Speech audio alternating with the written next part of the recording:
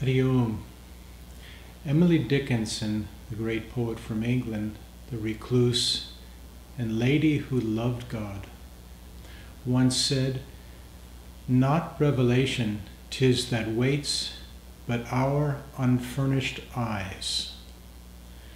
It's a very mystical saying and deep with meaning, but very simple in its approach toward what we need to do in life to bring joy and happiness and true vision of oneness, stillness, and God into our consciousness. For what truly is the purpose of life, in the most practical sense, as the Buddha once said, is not who we are, but rather what we do.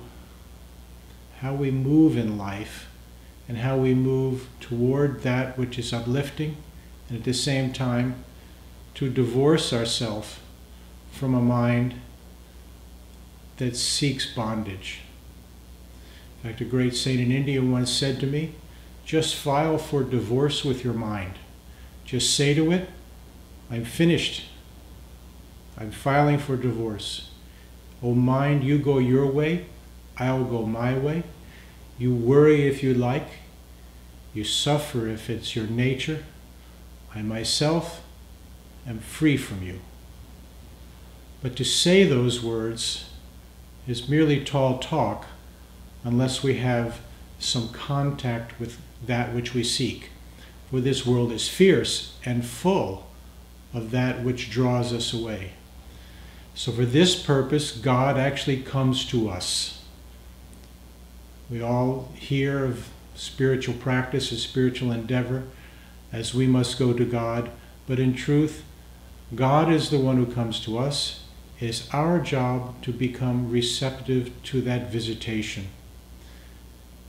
God comes in the form of grace, and therefore Sri Ramakrishna said, grace is always blowing in the wind. It is our job to unfurl our sail and catch it. But God comes to us even physically. So in the Gospel of Sri Ramakrishna, the great master says this: in order to bring people to spiritual knowledge, an incarnation of God lives in the world in the company of devotees, cherishing an attitude of love for God. In other words, God comes into this world and cherishes love for his own self as an example of the way and the path that we should follow. The master continued, and he said, it is like going up and coming down the stairs and having reached the roof.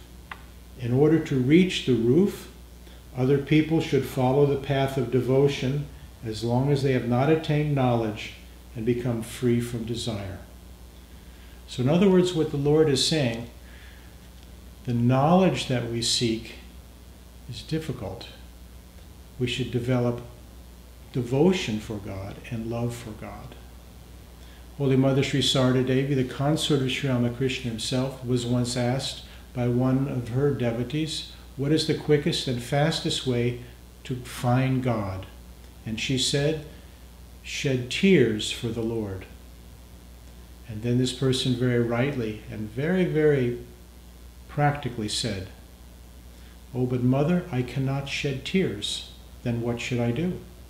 And she said simply, then keep company with one who can shed tears. Being in the company of one who has devotion to God will surely, as an infectious disease almost, you will catch it. You will catch that germ and it will spread throughout your whole being. For it is our nature to love and it is our nature to seek and find. We just need examples and we just need to be shown the way. So the master continued, the roof can be reached only when all the desires are done away with. The shopkeeper does not go to bed before finishing his accounts. He goes to sleep only when his accounts are finished. A man will certainly succeed if he will take the plunge. Success is sure for such a man. So what Sri Ramakrishna, an incarnation of that divine consciousness, says to us is take the plunge. Seek and find. Knock and the door shall be opened to you. The very words of Jesus to the Western world and to the Eastern world. For throughout India, my travels have taken me to many, many places where I have found personal altars in the homes of the devotees, and you will find many gods there, but many will see that on those altars you will find Jesus and his Divine Mother Mary, for they will say, to Ganesha, this is the Lord that removes obstacles. To Sri Rama, this is the Lord of Dharma. To Sri Krishna, they'll say, this is the Lord that will uplift and destroy the evil in us. And they will point to Jesus and his Divine Mother and say, and this is the Lord of love and the Queen of heaven. They have come to us to show us that the truth is available, but all we need to do is to take the plunge. And as Robert Browning once said, the prize is in the process. Hari Om.